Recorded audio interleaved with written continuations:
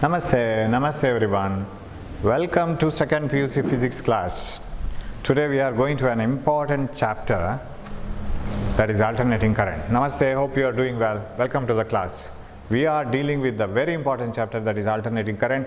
Of course, we have just touched it in the last class when we were discussing about dynamo itself. So what is alternating current? A current which varies sinusoidal with time. It changes the value as well as the direction itself. So that the current flows if this direction once, then it flows in the opposite direction another time. So alternating current is one which varies sinusoidally with time. Of course, need not be sinusoidal, it may be anything, but it should change the direction, and that is alternating current. Now, the one alternating current that is produced by AC dynamo, and it is sinusoidal. And you know that you can represent that AC like this.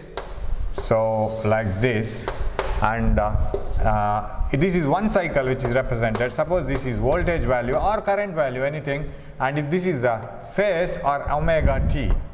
I have to have some more introduction today, because that introduction is very important, and you will understand this whole chapter very easily once you know all the basics. Okay, that is right. And omega t means theta. You can understand this omega t because omega is theta by t, either by the phase of AC or just the position of that coil with respect to the magnetic field, normal to the coil with respect to the magnetic field. So you know that when okay, I will write voltage here. When the coil is in some angle, the flux linked with the coil goes on changing, and as the coil turns with uniform angular velocity omega, the induced EMF keeps on changing, and among all the values, this is the peak value, highest value, and this is the minus peak value, minus EM. I don't find any space for this voltage, I have to change every time. Okay, this is voltage, and this is EM plus EM.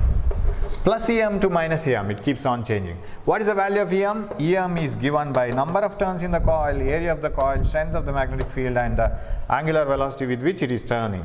And you know that coil is like this, right? And it will have two arms, and that is called armature. And here are the two magnets, north and south pole pieces, like this. This is south and this is north. And the magnetic field lines will be like this, and this will be given two slip rings with carbon brushes and load resistor like this. You know all these things. Now, if you want to, again I have to replace this voltage somewhere else. And when the plane of the coil is, okay, you have to have an equation for flux. Flux is NAB cos theta or cos omega t. And induced EMF is EM sin omega t, and they have a phase difference of 90 degrees. What do you mean by the phase difference of 90 degrees?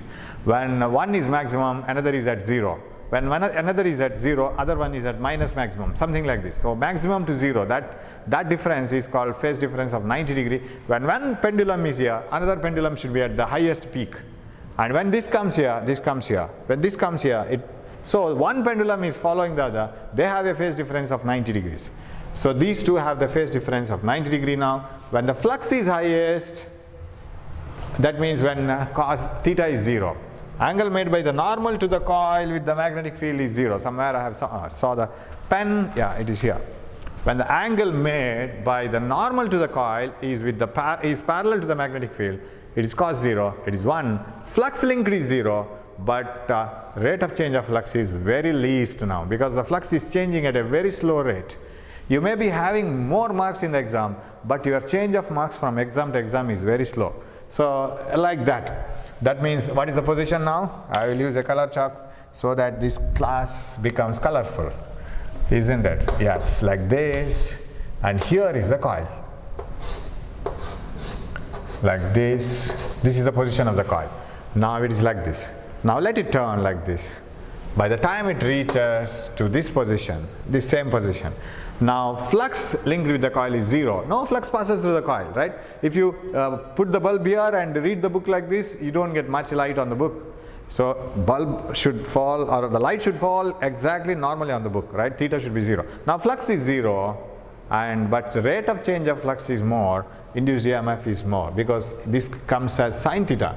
So here when the coil, say this is A, this is B, this is C, D, and AB has come horizontal and CB also horizontal. So B is here, A is here, and AB, C has come, okay, I have jumped, AB, C, D. This is this position. And when I come to this position, again the magnetic field and magnetic field lines and the normal to the coil are parallel. Flux is maximum, but EMF is 0. So this is this position. B has come here, A here, and C here, D here, and by the time it reaches here, again this position you will get like this. That means C has come here, A has come here. No, this is A, B, C, this is D. This is D. C, D has come and A, B has gone here. By the time you find out again 0 EMF induced, coil will be reaching to this position, and CD will come here and AB will go here, which is same as this one. So coil will complete on one full rotation. By the time the AC completes a one full cycle, it has produced every value that it can. Starting from 0, say it is a 10 volt peak value AC. I have a source which produces maximum value of AC as 10 volt. It has started producing 0, 1, 2, 3 up to 10, then 9, 8, 7, 6, 5 like 0, minus 1, minus 2, minus 3, minus 4, minus 10, minus 9, minus 8, minus 6, something like this up to 0. This is called one cycle. So all the values of AC plus and minus are produced, and that is called one cycle. By the time it completes one cycle, the coil has rotated one full rotation, and whenever the AC is producing some particular value here, I call it as the phase of AC, that is omega t. I call that as the phase, that is theta. You know that theta is equal to omega t. At the moment when the coil is in some position, it need not be at 90 degree, it need not be at exactly 6 or 0, it may be at some angle like this, say 70, 50, 45, something like this. So at that position, what is the EMF generated? At that moment when the coil is at some position like this, okay, I have to use color chalk again. So when the coil is at some position like this, neither vertical nor horizontal, something like that, what is the EMF generated? That is something given by substituting some theta here. That theta is called phase of the AC. The angle made by the normal to the coil with the magnetic field, or it is the instant of rotation, that is phase. So if you are asked to write what is the phase of an write an AC in mathematical form, E is equal to EM sin omega t represents AC, where EM is NAB omega and E is the instantaneous value of AC. This is what is needed today. Instantaneous value of AC. Instantaneous value of AC is that value which is produced at any instant of time. For example, if the peak value is 10, plus 10, minus 10, say peak values, it may produce EMF at any EMF between plus 10 and minus 10, 6 volt, 3.5 volt. Sir, what is the EMF produced when the angle is say some 42 degrees? Substitute 42 degrees here, because phase of AC is 42 at that time. Theta, omega t is theta, which theta is 42. Substitute 42, substitute the maximum value, 10 sine 42. Whatever you get is that instantaneous value. So instantaneous value of an AC is the value that is produced at any instant of time. So that is given by this equation, E is equal to EM sin omega t. What is EM? EM is the peak value, maximum value of AC. It's the amplitude of AC, sometime we call. Amplitude is the maximum displacement, you know it. Amplitude of AC or peak value of AC is EM. Omega is angular velocity, angular frequency. You can write omega as 2 pi nu or 2 pi by t, right? It is the angular frequency. Okay, now coming to the new part. Now you can compare two ACs or two waveforms. We will go to the waveforms. Now how do you represent two waveforms? Because that comparison and phase is very much needed for the next chapter, right? I will deal it separately. Okay, yes. Now suppose you compare two generators. In a generator, the AC is produced like this. Let it be like this. it produces AC like this, and its coil is like this, say. Its coil is like this. As it starts, its coil is in this position. This is generator A, and generator B has already gone to this position. Say these are the north and south poles of the magnet, and the coil is like this.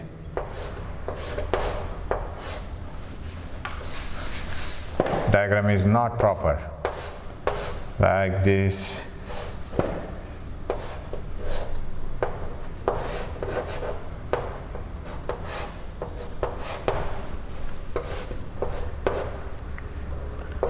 Okay, north and south.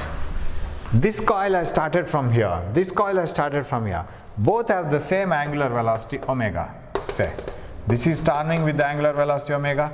This is also turning with the angular velocity omega, or we will show it in the other position. Say like this omega, like this omega. Let that turn. If the angular velocity is same, the difference in the angle is kept throughout. What do you mean by that? One coil is starting from here, another coil is starting from here. How do you compare the EMFs produced by the two coils? When this coil is enjoying maximum flux, you know that EMF produced is 0, because EMF equation and flux linked with the coil equation have a phase difference of 90 degrees. One appears as cos theta, another one as sin theta, right? Flux is NAB cos theta, and EMF is EM, that means NAB omega sin theta. Theta means omega t. So they have a phase difference of 90 degrees. Similarly, when this flux is maximum, EMF is 0. Whereas here, flux is 0, no flux is passing through the coil, but EMF is maximum because the change is faster. When this coil turns here, this will be in this position. Now, minimum flux, maximum EMF. Here, maximum flux, minimum EMF. That was the condition for this one coil last time. So when this coil was like this one is like this. When this turns like this, it will be like this. And when this turns like this will be like this. So that 90 degree difference is maintained throughout, since both have same angular velocity omega. Otherwise you can't compare. Unless the two ACs or two wave equations have the same angular frequency, you can't compare the phase. Two cars are moving in the same direction with the same speed. Now you can maintain the same distance between them. Suppose they are separated by 200 meter. If one car is moving at 60 km per hour, another car is also moving at 60 km per hour, that 200 meter is maintained throughout. Similarly, this angle is maintained throughout. So when one coil is like this, other one is exactly perpendicular to this. This comes here, this comes here, this comes here, this comes here. 90 degrees maintained. Now that is the phase difference between the two. Now, how do you represent the EMF generated by the two coils? Suppose the EMF generated by the two coils is E is equal to EM sin omega t at an instant. At the same instant, this is producing 0, right? So I can write E is equal to EM sin omega t plus pi by 2. Because this has gone 90 degree earlier, 90 degree forward. When this is in this position, this has gone to the other position. This will follow this position later. So this is lagging, this is leading. So I can write this as cos theta, because sin 90 plus theta is cos theta. So EMF of this generator is E is equal to EM sin omega t plus pi by 2, which can be written as EM is equal to, E is equal to EM cos omega t, because sin 90 plus theta is cos theta. This is the EMF generated by the second coil. Similarly, I can compare this with the two pendulums, right? Two pendulums having the same period. That is why their angular frequency is same. Omega is equal to theta by t, right? That is equal to 2 pi nu or 2 pi by t. Same period. That means same angular frequency. How do you represent the two pendulums? Suppose one pendulum is here, the other one is here. It has gone to the maximum position. This is the first case. Next. In the next case, when this pendulum comes here, this goes when this comes to the equilibrium position, this goes to the highest position. Okay, I'll write it somewhere here. Okay, this is its equilibrium position. This is the equilibrium position, and is this here. Next, this comes here to this side. By that time, this comes to the highest position.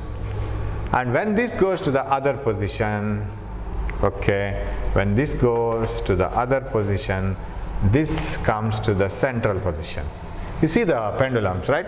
When the first pendulum is at the 0th position, other one is at the extreme. When this comes here, this goes here, it follows. When this goes here, this follows. So one pendulum is following the other one. This is having 90-degree phase difference, like sin theta cos theta. When sin 0 is 0, cos 0 is 1. Cos itself has got 1 in the beginning itself. Cos is leading, sin is lagging. Sin is following cos. Sin 0 is 0, cos 0 itself is 1. And sin 90 is 1, cos 90 is 0. Cos has moved forward. And sin 180 is 0, cos 180 is minus 1. So once cos attains all the values, sin follows it. It is like going for a walk, right? When people go for a walk, they take their dogs also. Dog leads and the owner follows. So dog is leading, and whatever the dog crosses, and that will be crossed by the owner later, right? So that is how it goes. So cos theta is leading, cos theta, and this is sin theta. That is the phase difference. Similarly in the coils. So any wave equation can be written in that phase difference. So you have to write it like this. Suppose the phase difference is not exactly 90. Suppose it is 180. How will be the phase difference 180? 180 is like this. When one is at minus maximum, another is at plus maximum. So they are vibrating in opposite phase. 180 degree means exact opposite phase. So how do you represent 180 degree in the case of the two coils? Two coils are generating EMF which are 180 degree out of phase. What do you mean by that? When one coil is in the plus half rotation, another is at the negative half, like this. They appear similar. The flux linked with both the coils are same, 0. But EMF generated is maximum. But one is producing plus maximum, another is producing minus maximum. As they turn, they look parallel, but their positions are 180 degree having phase difference. Having a phase difference of 180 degree. So this is 180 degree phase difference. This is 90 degree phase difference. Okay, how do you represent two waveforms which have 90 degree phase difference now? This is 90 degree phase difference. If you represent the other wave, I'm searching for color chalk. Yeah.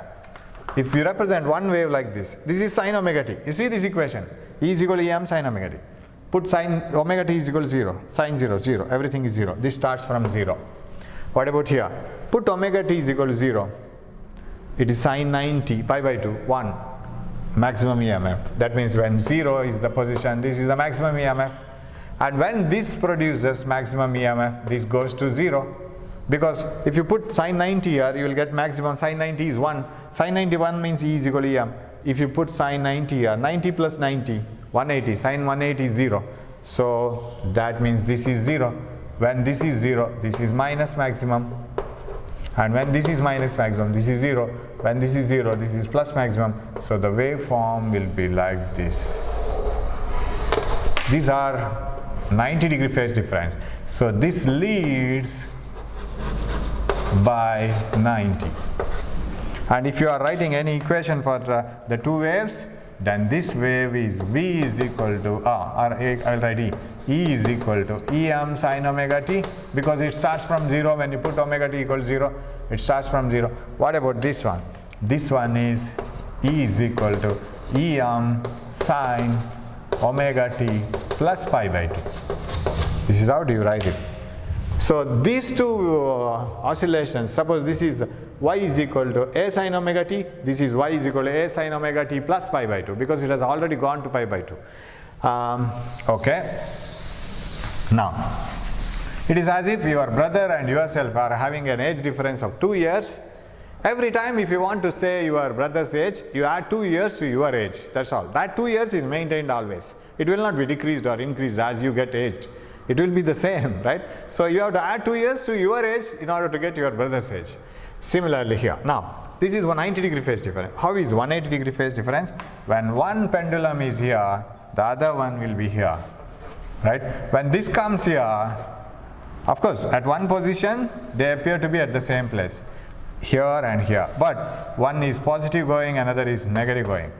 So what happens? After some time, when this comes here, this pendulum comes here, exactly 180 degree out of phase.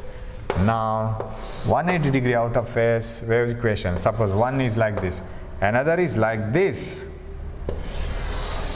Like this. So if this is E equal to Em sin omega t, I have used a wrong chalk, whatever it is.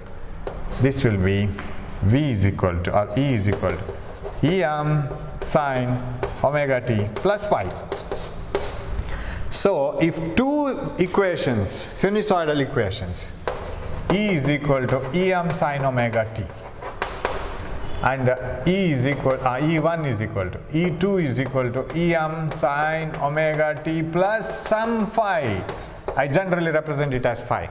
That phi may be anything. It need not be only 90, only 180, 0 or anything. It may be 52 degrees, 40 degrees. Imagine one coil starting from here in a generator and another coil starting from here, some 30 degree or 40 degree or 45 degree. So maintaining the same angle as they turn, angle difference. So that can be represented as omega t plus phi, where phi is the phase difference. Phase difference represents the difference in the positions, difference in the instants, instantaneous values. Okay, so E is equal to Em sin omega t represents an AC in which E is the instantaneous value at any time produced. It may produce any value, okay, and Em is the peak value. This is peak. Now how do we represent an AC always? Suppose you want to purchase an AC AC source. Suppose you want to purchase a DC source, direct current source, which doesn't change the direction. We have studied AC and DC in conversion of AC to DC in that rectifier, right? DC flows in the same direction, but AC changes the direction every now and then. Suppose you want to purchase a DC battery. What you will do? You go to the shop and you ask, right? Give me a DC battery. Like you have many company batteries like a cylinder and with plus and minus. That is a fixed voltage. And immediately the shopkeeper will ask you, which voltage battery you need? I want a DC battery. Give me a DC battery. Which voltage? Sir, I want 5 volt, 1.5 volt, 3 volt, something like that. So these are the things that you will say. What amount of voltage you want? That is one thing. And secondly, if you are purchasing AC battery, you want to purchase an AC, alternating current battery, what you will do? Go to a shop and ask the shopkeeper, give me an alternating current battery. Shopkeeper will ask you, which voltage? Which voltage means alternating current always changes, AC source always changes its current, always changes its voltage. Of course, change in current can also be represented by the same equation, I is equal to Im sin omega t. Same equation, right? Im is the peak value of current. So if you want to know what is the current in the AC generator, you can do it like this. Sir, what is the current in the AC generator? So you have these two magnets, north and south poles, separated, and a coil here, like this, and you connect slip rings and carbon brushes and a load resistor, right? Whatever you connect here. What is the current in this circuit now? I is equal to V by R or E by R, EMF generated by R. What is E? E is equal to Em sin omega t. Em sin omega t by R. What is Em by R?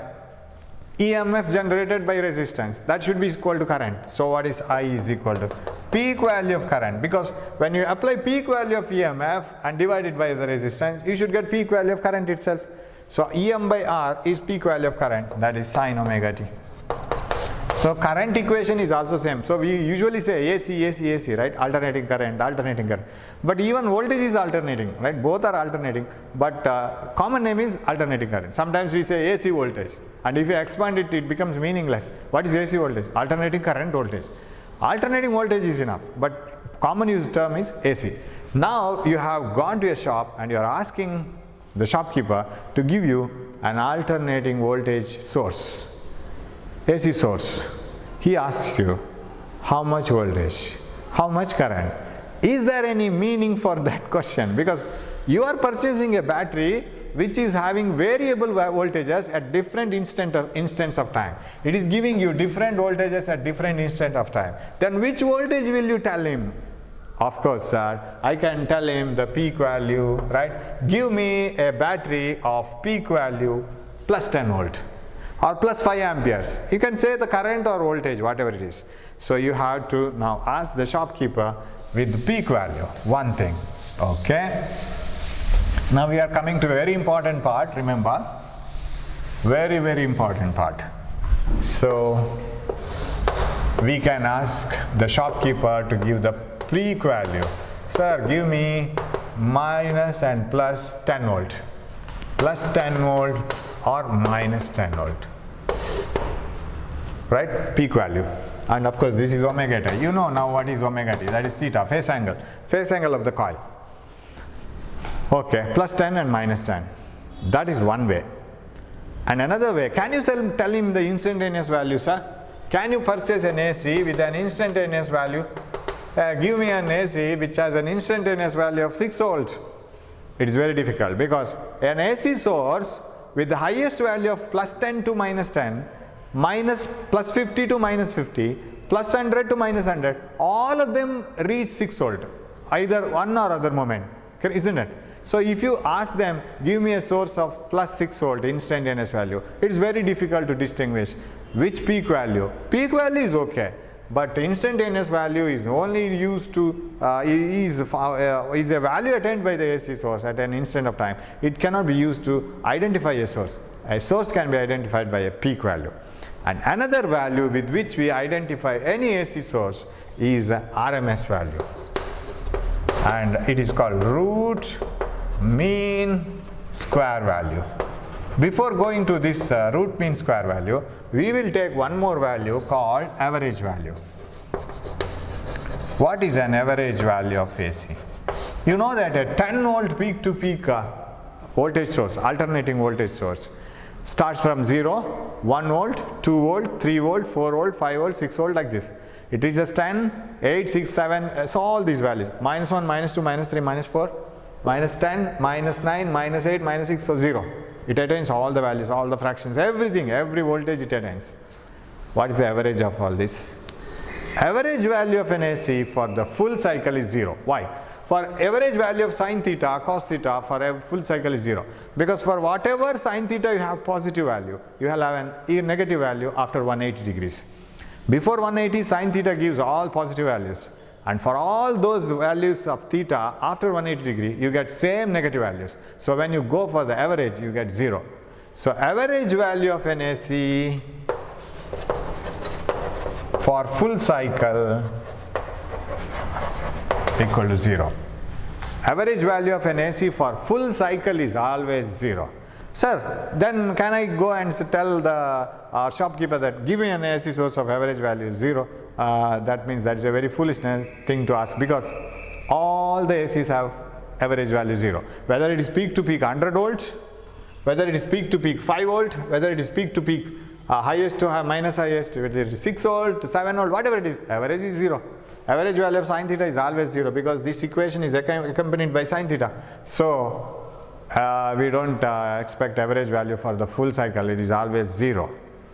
But we define average value of an AC for 1/2 cycle. So we calculate the average value of an AC for 1/2 cycle.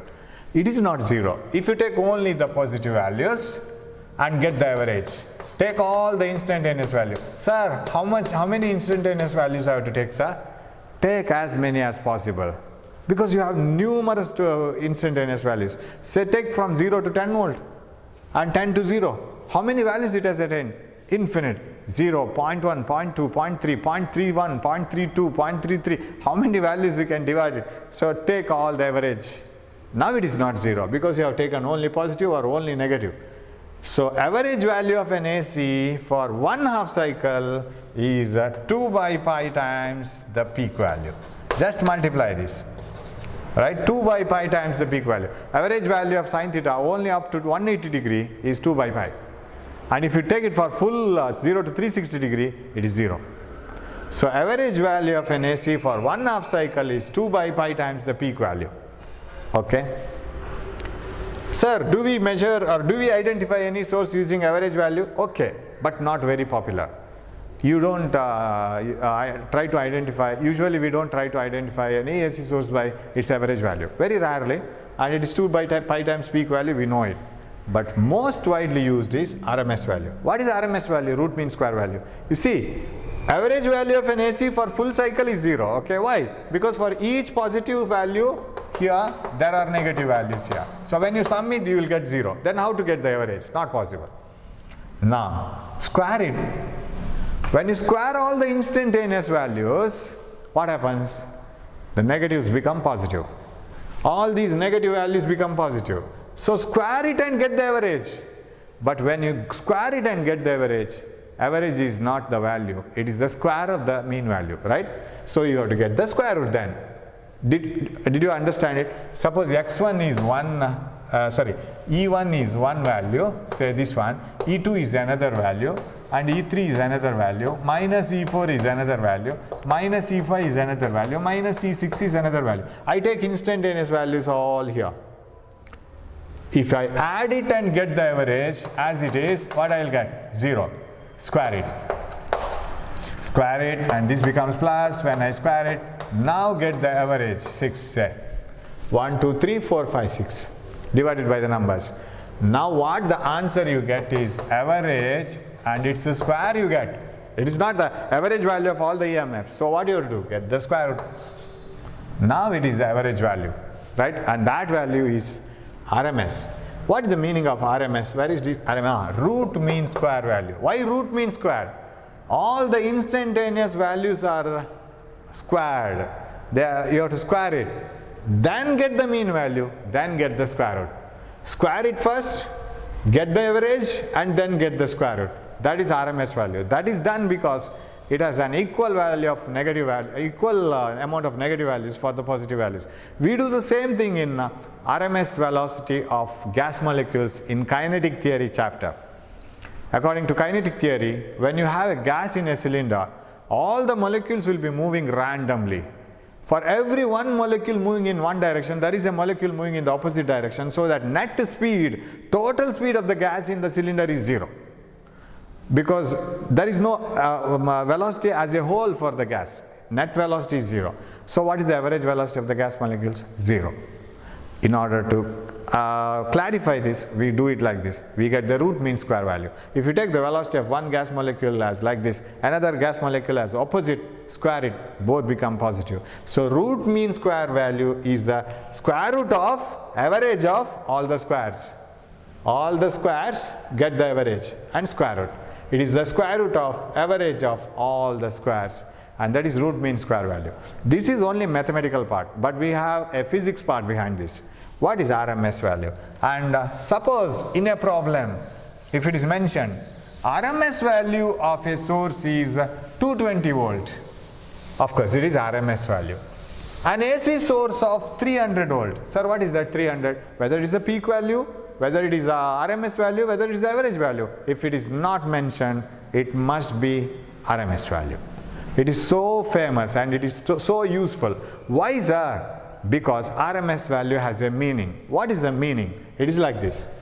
I will take a resistor. You know that when current passes through a resistor, it produces heat energy because of the collision between the electrons. Now I will connect this resistor to a DC battery and a switch, say 10 volt. It's a DC one. You know the difference between DC and AC. DC always remains at the same value, 10 volt. What about an AC? AC of 10 means, say peak value 10 means it reaches the peak value and then decreases and like this. It goes to the peak value only once in a cycle. Whereas DC always remains in the same value throughout if it's a perfect stabilized DC. So here is voltage. Okay, now you pass 10 volt DC. What happens? Say for 5 minutes. Okay?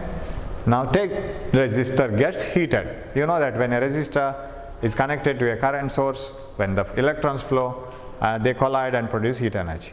Connect the same resistor to an AC source of peak to peak value plus 10 to minus 10. Okay? The same resistor connected to an AC source. Okay, see, and a key, okay, key closed, and AC 10 to 10 volt peak to peak AC. Okay, plus 10 to minus 10. That means it starts from 0, 1, 2, 3, 4, 5, 6, 7, 8, 9, 10, like that. It keeps on changing. Okay, same resistor. Pass it for 5 minutes. My question is, when you pass DC, always 10 volt DC, for 5 minutes through that resistor, how much heat is produced? And when you connect the same resistor across an AC source of 10 plus 10 minus 10 peak to peak AC, how much is voltage, how much heat is produced? Whether these two heat energies produced in the same resistor are the same or different. That is the question. Hope you have understood what I am doing now. Connect a 10 volt DC across a resistor, find for a particular time interval, find out the amount of heat energy generated. Connect the same resistor across an AC source of same peak value, right, 10 volt, and find out for the same amount of time, find out the amount of heat energy produced. Whether the heat energy produced in this case and this case are same or different, please think it of. What may be the answer? It cannot be the same. It should be different. Because both the sources are not identical. One is DC, another is AC. If it is different, which is more? Where more heat energy is generated? Definitely here. Why? More heat is generated here than this one. Less heat, because here we have connected a 10 volt DC battery which always produces 10 volt across this resistor, maintains the same current I, peak value of current. That same current is maintained always. What about here? This is a 10 volt AC. In one cycle it reaches to 10 and minus 10 only twice, and current is reversed. Of course, heat energy is not reversed when current flows in the reverse direction. That only you have to remember. Heat energy produced is I squared RT, right? It is the time for which you pass the current through a resistor of resistance R, and I is the current. When you pass current through a resistor in this direction, resistor gets heated. When you pass current through the resistor in this direction, resistance is not cooled, and it opposes the flow of charges, whether the charges flow in this direction or this direction. Opposition is given in both the directions. So both the directions will produce heat energy.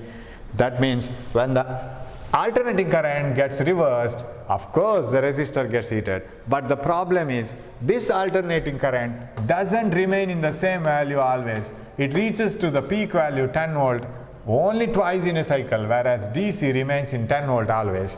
That means the current produced by DC will be steady current, and this will be alternating current. This will not be in the same current always. That it will be always within these peak values. That means heat energy produced here will be less. Hope you have understood.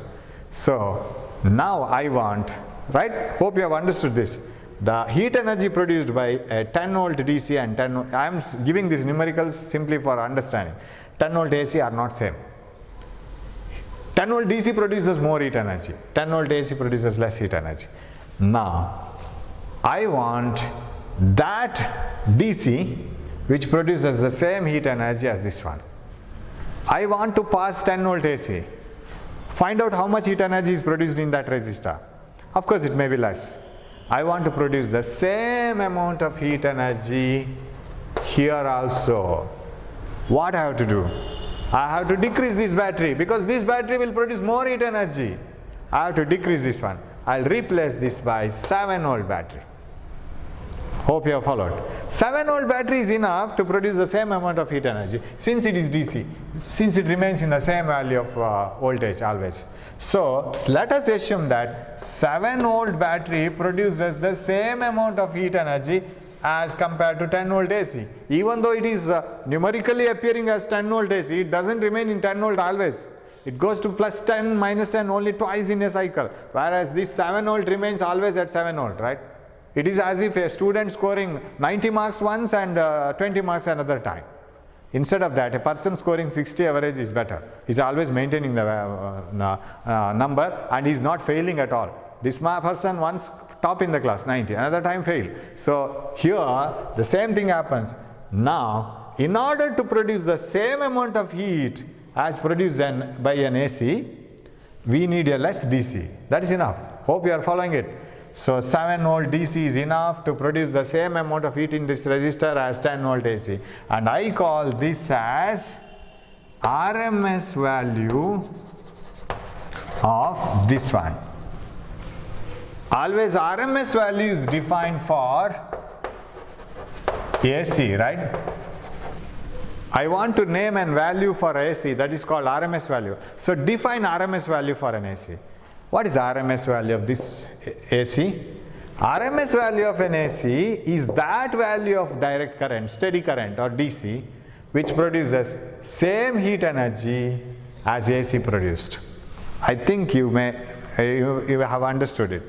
When you connect an AC to a resistor, how much heat energy that AC has produced in that resistor, if I want to produce the same amount of heat energy in a DC also, I need a less DC. Less in the sense value, numerical value less DC.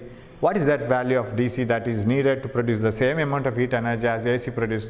That is called RMS. That means 7 volt is the RMS value of 10 volt. That's all. Very, very simple. 7 volt DC is the RMS value of 10 volt AC. That means 7 is the RMS value of 10 volt, right? It is okay. So RMS value of an AC, remember RMS value is always named for AC. RMS value of an AC is that steady current or that DC value is that steady current which produces same heat in a given same heat as DC produced. RMS value of an AC is that steady current which produces the same heat as AC produced in a given resistor in a given time. Hope you have followed this. So RMS value of an AC is that value of DC which produces the same heat as AC produced in a given resistor in given time. So 7 volt is the RMS value of that AC which produces the same heating effect as this 10 volt has produced in the given resistor in the given time. So that is why RMS. Sir, why RMS is so famous? Suppose if I say peak to peak value of an AC is, say peak to peak value of an AC is 100 volt. That means it changes from minus 100 to plus 100, plus 100 to minus 100. This is its peak value. What is its RMS value? RMS value is its 70.7 volt. It's RMS value. I will tell you how to get this RMS value. RMS value of that AC is 70.7 volt. Now, what do you mean by that? This is the value of DC that is needed to produce the same amount of heat as 100 volt AC has produced. And now, because if you mention this, you will not have one problem here. If you mention the RMS value, then you will not have one problem. You see, in all the home appliances, bulb, mixie, grinder, everything it is indicated, right? We say 220 volt AC in a plug. What do you mean by 220 volt 50 hertz AC? This is angular frequency and this is frequency. How many number of times that AC cycle repeats in a second? What about this? This is RMS value. Why it is mentioned in RMS value? Suppose in a bulb it is written, AC bulb, if it is written, say 220 volt and 50 hertz, 220 volt, okay, say 100 volt. Suppose it is 100 volt bulb, AC bulb. What do you mean by 100 volt? 100 volt is RMS value. Why? Even if you connect this to a 100 volt DC, no problem now. Did you understand why that RMS value is so famous? If you mention RMS value itself in a bulb, if you connect it to the same DC, 100 volt DC, no problem, because RMS value of any AC is that DC, right? So instead of writing 100 volt, if you write 70 volt only here, for example, no problem even if you connect it to DC, because that much amount of DC produces the same amount of heating effect. So if 100 volt AC bulb is named it as, suppose it is written in the bulb as 100 volt, it is the RMS value, because even if you connect it to a DC source of 100 volt, it produces the same amount of heating effect since it is the RMS value. if you mention the peak value of an AC, then by chance if you connect it to a DC source, that AC source, that bulb will be damaged, because the same amount of peak value of DC, if you choose the same 10 volt peak value and 10 volt DC, 10 volt DC produces more heating effect. So that is the problem. We will discuss more about this in the next class also. Thanks for watching my class, and think about this. I will give you a little time for thinking about this idea, and I will come again in the next class because time is getting over. So we will again discuss it about the definition and the use of RMS value. Thanks for watching my class. We will meet in the next class with a few more things about AC. Thank you.